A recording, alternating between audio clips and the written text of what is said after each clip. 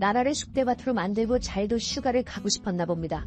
현재 윤석열 독재 정권의 행태에 국민들 인식은 국가 비상사태인데 역시나 본인만 모르고 있는 겁니다. 심지어 윤석열 휴가 중 또 한 번의 거부권 행사가 전망되고 있죠. 결국 이렇게 국민들의 분노를 헤아리지 못한 결과 대형 사고가 터졌습니다. 오죽했으면 시민들이 단합하여 대놓고 고함을 치기 시작한 겁니다. 역대 이런 대통령은 처음일 것입니다. 영상 시청 전 구독과 좋아요 눌러주시면 큰 힘이 됩니다. 누가 이진숙 씨가 다녔던 언론대학원 교수 맞죠? 저는 알지 못합니다. 그런 거 체크 안 해요? 자격심사 하셨다면서요. 이해 충돌 소지가 있는지 확인해야 되는 거 아닙니까? 됐고요. 박문진 이사로 선임되신 6명 가운데 지방 MBC 사장이셨던 분들이 누구예요? 자, 특별히 눈여겨보지 않았어. 그런 거 눈여겨보지 않습니까? 중요한 이력인데 기본적으로 제가 알기로는 이사슬인과 관련해서는 사무처에서는 전용 회사하기는 합니다. 저는 실무자들이라도 알고 있어서 사전 시간이 없으니까 보고 드렸나 싶어서 물어본 건데 지금 실무자들의 어떤 요약본 또는 주요사항 이런 보고를 전혀 못 받았겠네. 그렇죠? 그런 걸 보고하는 것 자체가 네, 이해합니다. 네, 그것만 사실관계만 확인하는 거예요. 여기 상임위원들이 보고받고 취약해서 심사했다고 할까봐 보고하신 거 없어요, 사전에? 별도로 취약해서 알겠습니다. 국민의견 수렴 자격심사 결과 이거 서류만 그러면 넘겼겠네요? 그렇습니다. 네. 조성훈 처장님, 예. 7, 8회 투표를 했다는 거는 MBC입니까?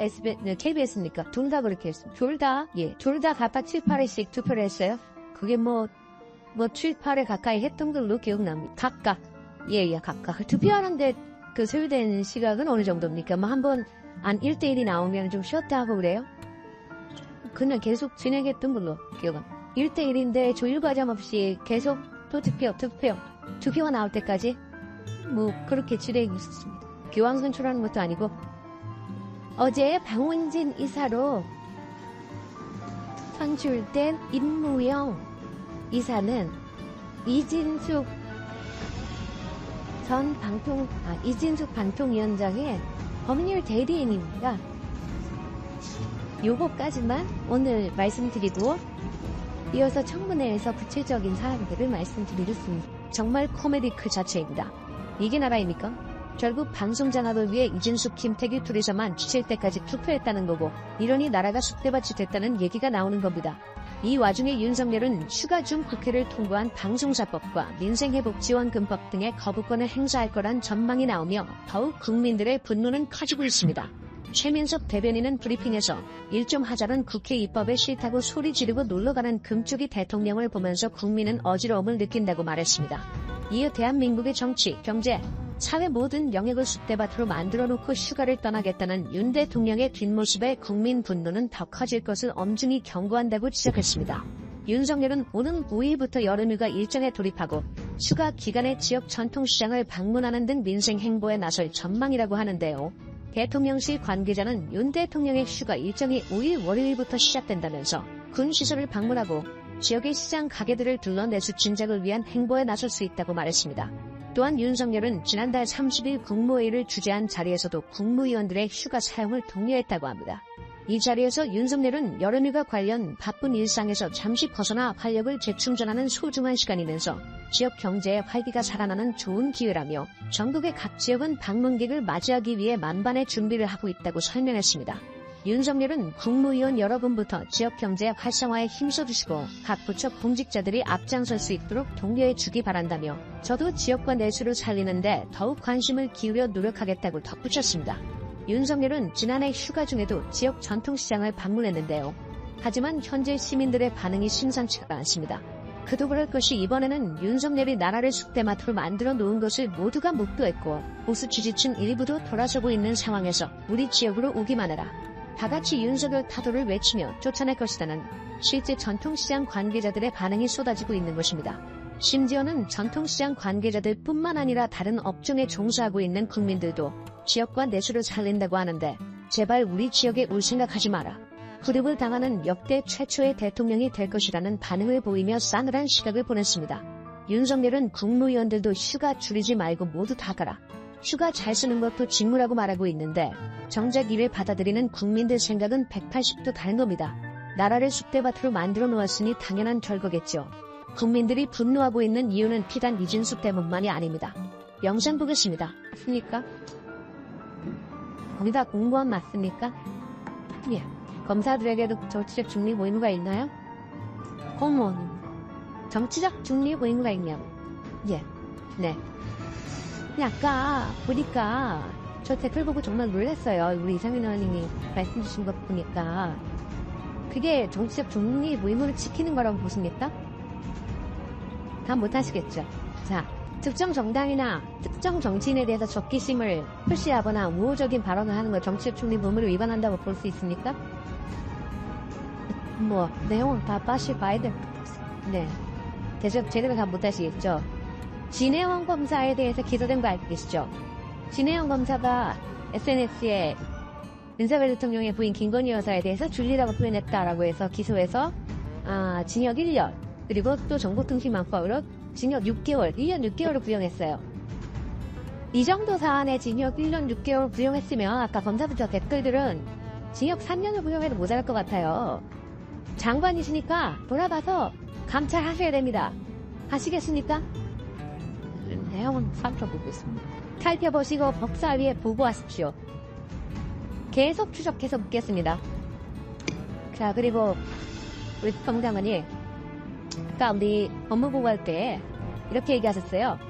북한이 핵과 미사일 능력을 고도화시키고 있고 우리를 제1적대국으로 규정해서 제납 위협을 지속하고 있다. 그래서 확고한 군사 대비 태세를 유지해야 한다. 이렇게 말씀하셨어요. 기억하시죠? 네. 이 말씀만 들으면 굉장히 든든해지는데 이 군사 대비 태세 어디서 하십니까?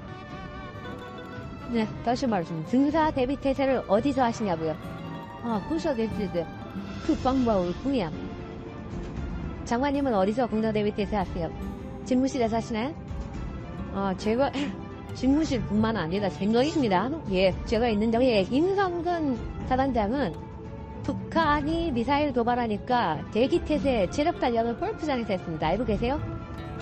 2022년 9월에서 10월 사이에 북한이 미사일을 쏘고 있는데 골프장에서, 그것도 평일입니다. 평일날 골프장에서 계속 골프를 치고 있습니다. 그래서 이 법사에 나와서 왜 그렇게 골프를 많이 쳤냐 했더니 대기태세 하고 있었다고 했습니다. 이게 적절합니까? 그 전후사정을 정확하게 못 봤습니다. 전후사정이 중요한 게 아니라 북한이 미사일 쏘는 사단장이 해병대 사단장이 골프 치는 게 적절하냐고요. 8월 임시국회 첫날인 오늘 노란봉투법이 민주당을 비롯한 야당 주도로 국회 본회의에서 처리될 것으로 보입니다. 22대 국회 들어서 야당 단독법안 처리는 이번이 7번째인데요. 여권은 대통령 거부권 건의로 맞대응할 예정입니다. 국회 취재기자 연결해 보겠습니다. 손효정 기자. 네, 국회입니다. 네, 오늘 본회의가 예정되어 있는데 어떤 법안들이 올라갑니까? 네, 8월 임시국회 첫날 잡힌 국회 본회의에서 야당은 노동조합 및 노동관계 조정법 일부 개정안, 이른바 노란봉투법을 처리할 방침입니다. 노란봉투법은 7월 임시국회 본회의 안건으로 올라갔는데 여당이 법안 저지를 위해 무제한 토론, 필리버스터에 나섰지만 회기 종료로 끝난 뒤 그다음 본회의에 자동 상정된 겁니다. 야권의 법안 단독 처리는 최상병 특검법과 반수사법, 인생회복 지원금법에 이어 이번이 7번째입니다. 노란봉투법은 파업 노동자에 대한 사측의 과도한 손해배상 청구를 제한하는 내용이 핵심으로 야당은 21대 국회에서도 입법을 시도했지만 거부권 행사로 폐기되자 이번 국회에서 다시 처리를 벼르고 있습니다. 하지만 오늘 법안이 처리되더라도 대통령이 다시 거부권 절차를 밟을 가능성이 큽니다. 여야는 아침 지도부 회의에서부터 신경전을 벌였습니다. 8월 임시국회 첫날 불법 파업 저당법이 끝내 본회의를 통과하여 정부에 이송되면 대통령께서 제2요구권을 행사하실 것을 강력히 건의드리고자 합니다. 노란봉투법은 친노동이자 친시장, 친기업법입니다. 오히려 김문수 같은 부적격자를 노동부 장관에 지명한 행위야말로 노사관계의 안정을 해치는 반시장역 망동 아니겠습니까? 야당의 강행 처리와 여당의 필리버스터, 대통령의 거부권 등 강경 일변도 전국이 반복되는 것을 두고 쳇바퀴 전국, 도돌이표 전국 등 비판이 나오며 피로감이 쌓이고 있다는 목소리도 적지 않습니다. 국민의 소식 알아보죠. 한동훈 대표가 친정체제로 당직 인선을 마무리했죠. 네, 취임 이후 당 재정비에 나선 한동훈 대표가 오전 아침 회의에서 후임 당직 인선을 발표했습니다.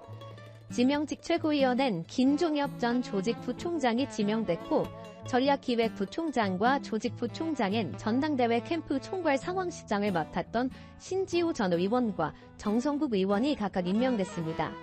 수석 대변인은 기존 곽규택 의원과 더불어 한지아 의원이 새로 발탁됐습니다. 신임 당직자 모두 한동훈 대표와 가까운 친한계로 분류되는 인사들입니다. 지명직 최고위원으로 김종엽 현 조직부총장을 선임하려고 합니다. 전략부총장으로는 신지호 전 의원을 선임. 오후 의원총회에서는 김상훈 정책위의장 내정자를 추인할 예정인데요. 이로써 최고위 구성원 9명 가운데 5명이 한 대표가 임명하거나 인연이 있는 인사로 채워지게 됩니다. 한 대표가 지도부를 자신의 사람으로 채우며 새로 구축을 본격화했다는 해석이 나오는 가운데 오늘부터 4선 이상 중진과 릴레이 5천을 가지며 내부 결속도 다질 예정입니다. 네, 민주당은 전당대회 치르고 있는데 지난 주말에 있었던 호남 경선 결과에 관심이 쏠렸죠? 네, 민주당 당원 3분의 1이 밀집한 호남 지역 경선에서 이재명 후보는 이변 없이 압승을 거두며 압도적 1위를 유지했습니다. 하지만 경쟁자 김두관 후보가 10% 넘게 득표하면서 이 후보의 누적 득표율은 90% 선이 무너졌고 호남 지역 온라인 당원 투표율은 20%대로 다른 지역에 비해 상대적으로 낮다는 평가가 나오고 있습니다. 어차피 대표는 이재명, 어대명 기조로 이 후보의 당대표직 연임이 확정된 상황에서 관심이 상대적으로 덜한 게 아니냐는 분석이 많습니다.